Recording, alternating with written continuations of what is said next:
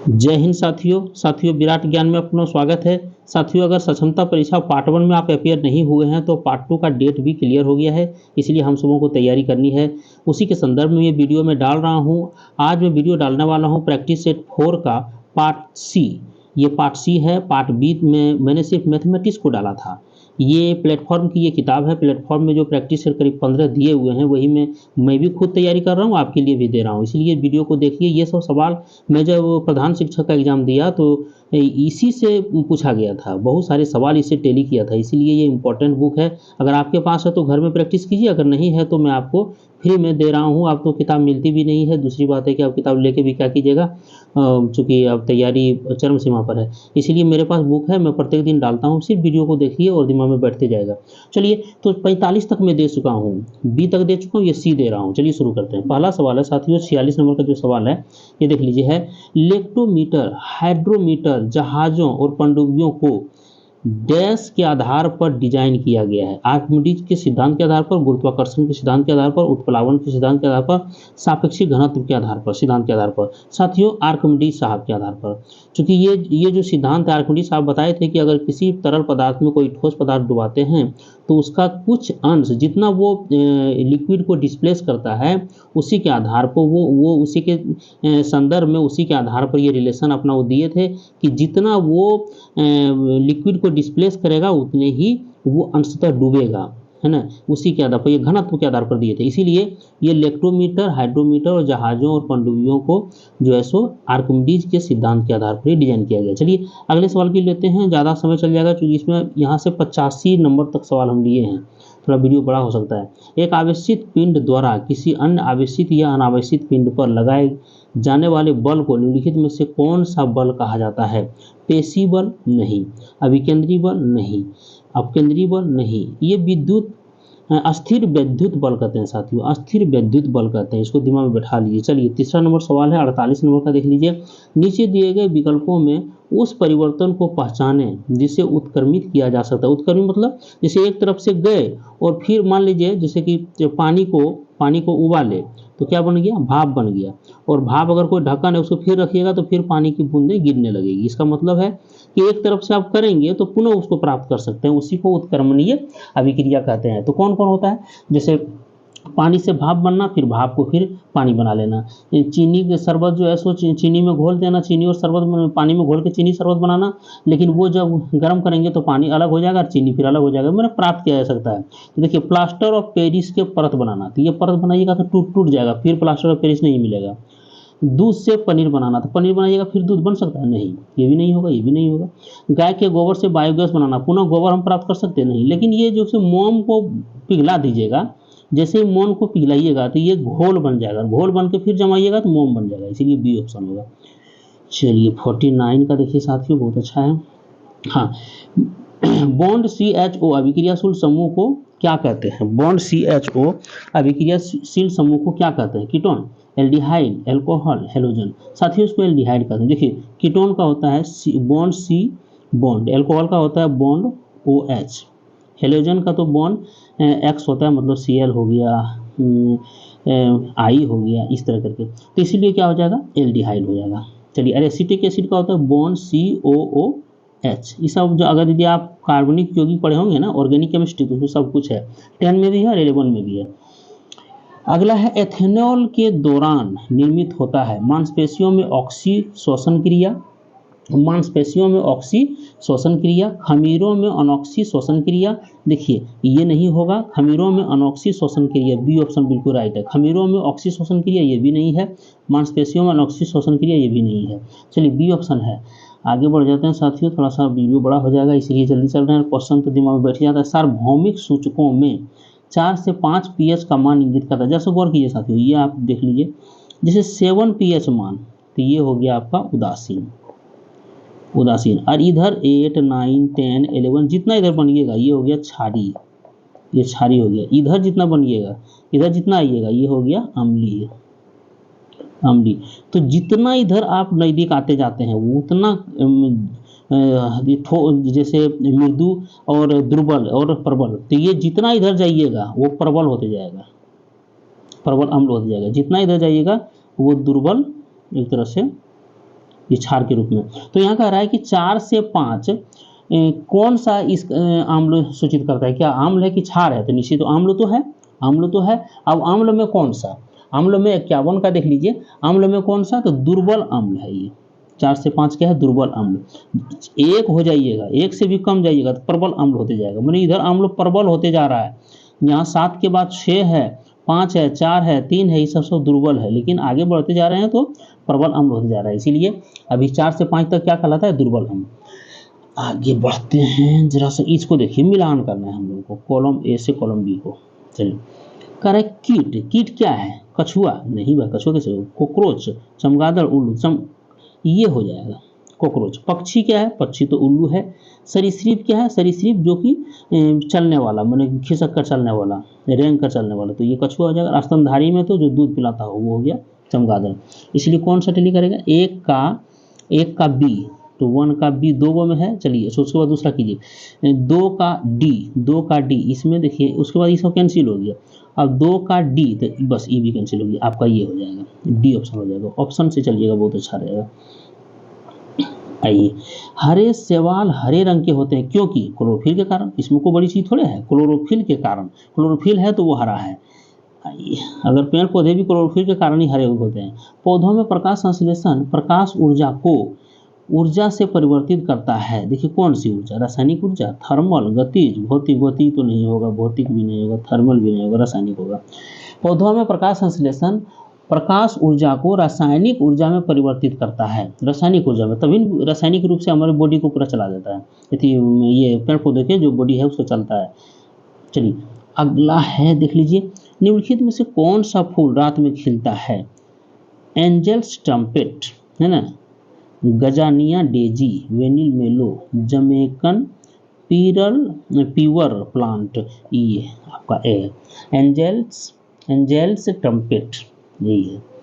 चलिए अब देखते हैं अगला सवाल साथियों। ये सवाल देख लीजिए, बहुत अच्छा है। ये सवाल देखिए, ये कह रहा है निम्नलिखित में से किस विटामिन की कमी से बच्चों में सूखा रोग होता है? देखिए सूखा रोग होता है क्या है? जैसे ये शरीर सूखा जैसा लगेगा, मैंने लगेगा कि कितना बच्चा बीमार है, ऐसे है वैसे है।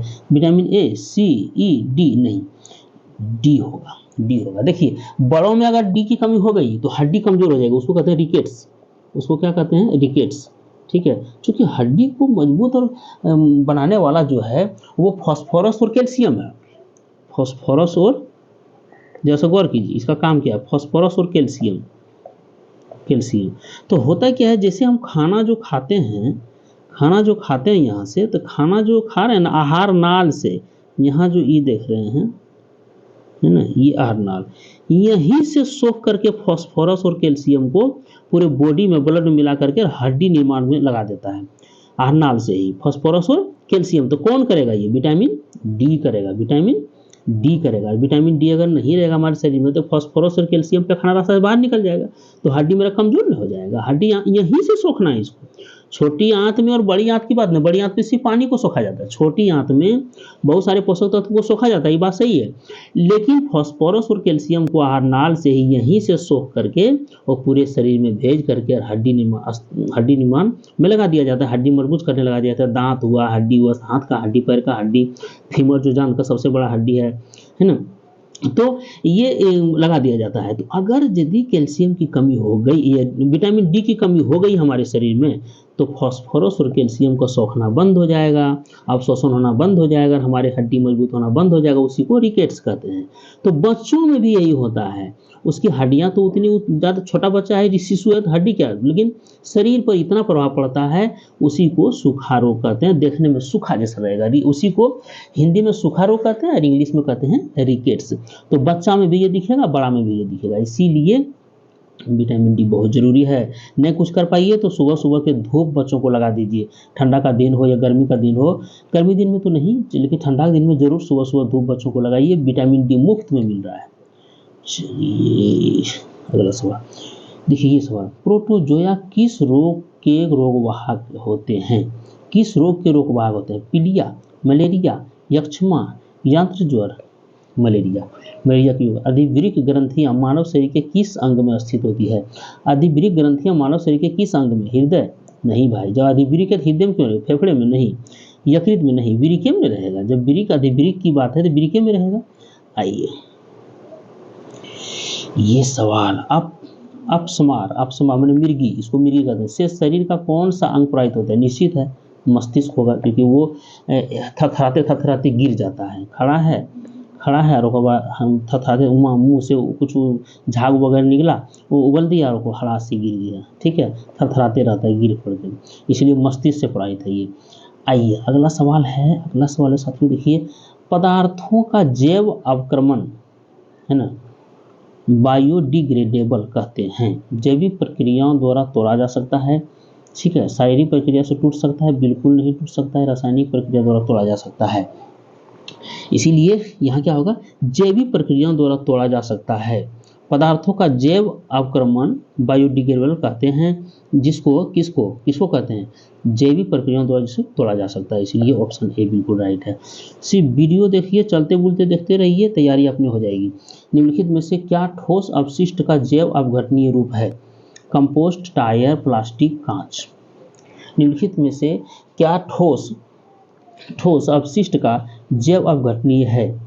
देखिए टायर, प्लास्टिक और कांच सब कभी जैव अपघटनीय नहीं है। ये भी नहीं गलेगा, यही नहीं पचेगा, नहीं गलेगा पचेगा, कंपोस्ट होगा, है ना। अपघटनीय रूप कौन सा है? ये गल पच करके ये कंपोस्ट के रूप में और कौन आया है? जिसे साग सब्जी, धान, मकई, चाहे और कोई भी अन्न, पुआल, नेवा जो है भूसा जो फेंक देते हैं वो सब आता है। प्लास्टिक और टायर नहीं कंपोस्ट होता है। निम्नलिखित में से कौन सा जीवाणु फलीदार पदार्थों की मूल पर्विकाओं के निर्माण से संबंधित है? निम्नलिखित फिर से पढ़ लेते हैं। देखिए निम्नलिखित में से कौन सा जीवाणु फलीदार पदार्थों के मूल पर्विकाओं के निर्माण से संबंधित है? एस्केरिकिया, क्लोस्ट्रीडियम, साल्मोनेला, राइजोबियम। कौन सा है? राइजोबियम। चलिए राइजोबियम याद करिए, राइजोबियम।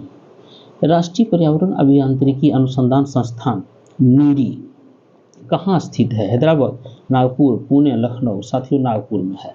कहाँ है? 63 का नागपुर में है। अर्थात राष्ट्रीय पर्यावरण अभियांत्रिकी अनुसंधान संस्थान कहाँ है? ये नीरी इसको कहते हैं। कहाँ है? नागपुर में। समुद्र तक पहुँचते पहुँचते नदी का प्रवाह धीमा हो जाता है और नदी यहाँ और नदी अनेक धाराओं में विभाजित हो जाता है, जिनको कहा जाता है। यहाँ देखिए जाता है, यहाँ कहा जाता है। क्या कहा जाता है? पठार, जलडमरू, मध्य, प्रायद्वीपीय, वितरिका चूंकि वितरित हो जाती है नदी की पानी जो है पूरा वो वितरित होकर के समुद्र में मिलने लगती है, उसे वितरिका कहते हैं। चलिए आइए तो वर्ष 2011 के अनुसार जनगणना के अनुसार जनसंख्या की दृष्टि से देश का दूसरा सबसे बड़ा राज्य कौन है? बिहार, बंगाल, महाराष्ट्र, राजस्थान। महाराष्ट्र है। देखिए सबसे पहले यूपी 1 नंबर पर, 2 नंबर में महाराष्ट्र 2, 3 में बिहार और 4 में है पश्चिम बंगाल 4 में। स्पष्ट है कि ये पहला उत्तर प्रदेश, दूसरा में महाराष्ट्र, तीसरा में बिहार, चौथा में पश्चिम बंगाल। इसी तरह आगे बढ़ते रहेगी। 2011 21 में होना था, नहीं हुआ। चलिए हालांकि कराना चाहिए, सरकार को कराना चाहिए, इस पर विचार करना चाहिए। निम्नलिखित देशांतरों में कौन सा भारत की प्रमाणिक मध्याह्न रेखा कहलाता है? 82 डिग्री 30 मिनट, 85 डिग्री 30 मिनट पूर्वी, 87 डिग्री पूर्वी 30 मिनट। ये तो पूर्वी तो होना ही है, पूर्व में है, लेकिन 82 डिग्री 30 मिनट पूर्वी की ओर है। 82 डिग्री 30 मिनट, इसलिए ए ऑप्शन बिल्कुल राइट है। चलिए निम्न में से सबसे बड़ी पर्वत श्रृंखला कौन सी है? Himalaya, Karakoram, Alps, Andes, Tibet. साथियों एंडीज है। 67 का देख लीजिए, एंडीज है। सबसे बड़ी पर्वत श्रृंखला एंडीज है, विश्व की सबसे बड़ी है ना, सबसे बड़ी पर्वत श्रृंखला है। 68 आ जाइए, देख लीजिए। टेगा वन में कौन से वृक्ष होते हैं? जड़ी बूटी वाले साकी वृक्ष, मृदुकाष्ठ वृक्ष, मिले जुले वृक्ष, अल्पाइन वृक्ष। 68 का देख लीजिए, 68 का मृदुकाष्ठ वृक्ष होते हैं। चलिए अब चलते हैं 69 में। साथियों भारतीय पर्यटन विकास निगम की स्थापना कब हुआ था? 1964, 65, 66, 67। कब हुआ था? 1966 में। चलिए 70 नंबर का देख लीजिए, 70 नंबर का देखिए, हम देख लेते हैं। भारत में कुल्लू घाटी निम्नलिखित में से किसकी खेती के लिए प्रसिद्ध है? अंगूर, आलू, सेब, स्ट्रॉबेरी। ये सेब के लिए है। गौतम बुद्ध के समय प्रसिद्ध वैद्य जीवक किसके दरबार से संबंधित था? बिंबिसार, चंद्रप्रभोत, प्रसेनजीत, उदयन। ये तो बिंबिसार के दरबार में। बिंबिसार हर्यक वंश के संस्थापक थे। इन्हीं की सेवा में ये बिंबिसार क्या किए थे? भगवान बुद्ध की सेवा में ये राजवैद्य जो थे जीवक को उनके सेवा में भेजे थे। चलिए, उनकी सेवा हर्यक वंश के संस्थापक बिंबिसार हुए। इसे प्रीतिहंता वंश भी कहा जाता है क्योंकि इस बिंबिसार को ही मृत्यु का घाट उतार करके जो है सो अजातशत्रु ने फिर राजगद्दी पर बैठा था। अजातशत्रु को भी मार करके उदयन की गद्दी पर बैठा था। चलिए, किसने 1840 के करीब कूका आंदोलन को आरंभ किया? भगत जवाहरमल, गुरु राम सिंह, दादू मियाँ, हरि सिंह नलवा। भगत जवाहरमल, ये 72 का देख लीजिए साथियों, 72 का है। भगत जवाहरमल ने 1840 में कूका आंदोलन को प्रारंभ किया था। इंडिया हाउस कहाँ स्थित है? सुन करके लग रहा है अटपटा। नई दिल्ली, कोलकाता, लंदन, न्यूयॉर्क। साथियों लंदन में है इंडिया हाउस। समझिए, लंदन में इंडिया हाउस है, भारत में नहीं सोचिएगा। इंडिया गेट भरे भारत में। एशियाटिक सोसाइटी ऑफ बंगाल के संस्थापक थे। एशियाटिक सोसाइटी ऑफ बंगाल के संस्थापक थे Wilkinson, James Prinsep, Jonathan Duncan, sir William Jones. Sir William Jones देखिए कौन थे, गौर कीजिए, आप अनुमान कीजिए, वीडियो को पॉज कीजिए। डी ऑप्शन बिल्कुल राइट है। मिलात उल सैयद अखबार को प्रकाशित करवाए थे। मिरात उल सैयद अखबार को प्रकाशित कराए थे सर सैयद अहमद खान। लग रहा होगा मौलाना शिवली नोमानी, राजा राम मोहन राय, ईश्वर चंद्र विद्यासागर। साथियों, ईश्वर राजा राम मोहन राय ने किए थे। मिरात उल सैयद अखबार को प्रकाशित करवाए थे राजा राम मोहन राय में। लग रहा है सर सैयद अहमद खान की होगी, लेकिन नहीं, भूल नहीं कीजिएगा, ये सी ऑप्शन बिल्कुल राइट है। सी ऑप्शन बिल्कुल राइट है साथियों। आइए इस सवाल को, निम्नलिखित में से किस अधिवेशन के लिए कांग्रेस ने पहली बार एक महिला को अध्यक्ष चुना? कलकत्ता अधिवेशन 17, गया अधिवेशन 1922, इलाहाबाद अधिवेशन 1921, लखनऊ अधिवेशन 1916। साथियों, श्रीमती एनी बेसेंट को कलकत्ता अधिवेशन 1917 में बनाया गया था, अध्यक्ष बनाया गया था। पहली बार किसी महिला को एनी बेसेंट जी को बनाया गया था। कलकत्ता अधिवेशन 17, कलकत्ता अधिवेशन 17। लोकहितवादी उपनाम से किसे जाना जाता है? गोपाल हरि देशमुख को, महादेव गोविंद रानाडे को, ज्योतिबा फुले को, बाल गंगाधर तिलक को। 77 का देख लीजिए साथियों, 77 का गोपाल हरि देशमुख को लोकहितवादी उपनाम से जाना जाता है, गोपाल हरि देशमुख को। तीसरा ये 78 अर्थात हम लोग 85 सवाल है साथियों, देख ले। लंदन में आयोजित निम्नलिखित गोलमेज सम्मेलन में किसमें महात्मा गांधी उपस्थित थे? प्रथम नहीं, द्वितीय हाँ, तृतीय नहीं, प्रथम द्वितीय नहीं। ये निश्चित है कि सविनय अवज्ञा आंदोलन के बाद गोलमेज सम्मेलन हुआ था, उसमें गांधी जी उपस्थित हुए थे, द्वितीय में उपस्थित हुए थे। जालियांवाला बाग नरसंहार पर कांग्रेस जांच समिति की रिपोर्ट के प्रारूप को लिखने का कार्य सौंपा गया था जवाहरलाल नेहरू को, महात्मा गांधी को, सी.आर. दास को, फजलुल हक को। चलिए इसको ऊपर करते हैं जरा सा। किसे किया गया था? तो महात्मा गांधी को। महात्मा गांधी जी ही लिखने वाले थे जालियांवाला बाग हत्याकांड के बाद जो रिपोर्ट देनी थी। भारत में गरीबी रेखा का आकलन करने के लिए किस विधि का उपयोग किया जाता है? पूंजी विधि, आय विधि, निवेश विधि, उपयोग विधि। उपयोग विधि का उपयोग किया जाता है साथियों, उपयोग विधि का उपयोग किया जाता है। आगे बढ़ते हैं, निम्नलिखित उपायों में से किन्हें मुद्रास्फीति कम करने के लिए उपयोग किया जाता है? पिछले वीडियो में बताया था CRR, करेंट रिजर्व रेशियो, मतलब बैंक जो है सो 1 करोड़ रुपया रखती है तो 7% हो, 7 लाख बैंक में RBI को रखना पड़ेगा, RBI के पास रखना होगा। 10 करोड़ रख लिए, 70 लाख रखना पड़ेगा। तो ये लिक्विडिटी को खींचने का यंत्र है। सांविधिक तरलता उनका, ये भी लिक्विडिटी को खींचने का है। राजकोषीय घाटे की कमी, ये भी लिक्विडिटी को खींचने का है। अर्थात चारों ऑप्शन डी बिल्कुल राइट है। तीनों ऑप्शन जो भी करेंगे उससे मुद्रास्फीति को कम किया जा सकता है। मैंने पॉकेट से, लोगों के पॉकेट से पैसा खींचने का RBI के पास यही हथियार है। RBI को पास कहने नहीं आएगी कि 10 रुपया दे दीजिए। RBI सिर्फ टेक्निक लगाएगी, इसका रेट बढ़ा देगी। 3% है जिसको कर देगी 5%, ये 4% है कर देगी 5%, ये 6%, जो भी है। इसी से पूरा पैसा मार्केट से निकल करके सीधे कहाँ पहुँच जाएगा? RBI के पास। और तब क्या होगा कि मुद्रास्फीति घट जाएगी, मुद्रास्फीति घट जाएगी, महंगाई घट जाएगी। लेकिन बैंक क्या कर रही है पता नहीं, महंगाई अभी आलू 40 रुपये किलो मिल रहा है, 35 से 40। संविधान का 52वां संविधान संशोधन किससे संबंधित है? दल बदल से, आरक्षण से, निर्वाचन से, आरक्षण संरक्षण से। दल बदल से है साथियों, दल बदल से है। आइए, संविधान सभा द्वारा द्वारा भारतीय संविधान को स्वीकृत किया गया। साथियों 1946 में पहली बैठक के बाद संविधान निर्माण हुआ। और कब स्वीकृत किया गया? अधिनियमित और स्वीकृत कब किया गया? 26 नवंबर 1949 को। लेकिन लागू कब किया गया? लागू हुआ 26 जनवरी 1950 को। इसलिए सी ऑप्शन इसका बिल्कुल राइट है।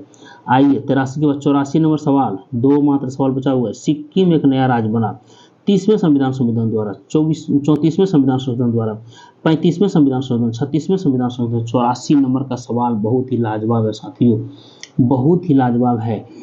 36वें संविधान संशोधन द्वारा 22वां राज्य बना था। ये 22वां राज्य बना था। ये हमारे देश का 22वां राज्य जुड़ा था। ये 36वें संविधान संशोधन द्वारा हमारे देश का 22वां राज्य बना। निम्नलिखित से किस वर्ष सरकारीय आयोग ने अपना प्रतिवेदन सरकार को सौंपी? 1983, 1987, 2007, 1988। साथियों 1988 को। चलिए नई वीडियो के साथ पुनः मिलते हैं। यह कहते हुए कि अगर आप पहली बार चैनल को लाइक सब्सक्राइब शेयर करना मत भूलिएगा। अपने दोस्तों के साथ शेयर कर दीजिए। पहली बार परीक्षा नहीं दी है तो इस बार जरूर दीजिए। अगर यदि लाए कम नंबर आया है तो इसमें नंबर बढ़ाने के लिए मेरे साथ जुड़िए। निश्चित है नंबर आपका 100 से ऊपर चला जाएगा। चलिए नई वीडियो के साथ मैं भी तैयारी कर रहा हूँ, आपको भी थोड़ा बहुत दे रहा हूँ। अगर कुछ दिक्कत हो तो कमेंट में जरूर बताइएगा। नई वीडियो के साथ मिलते हैं। जय हिंद साथियों, जय भारत।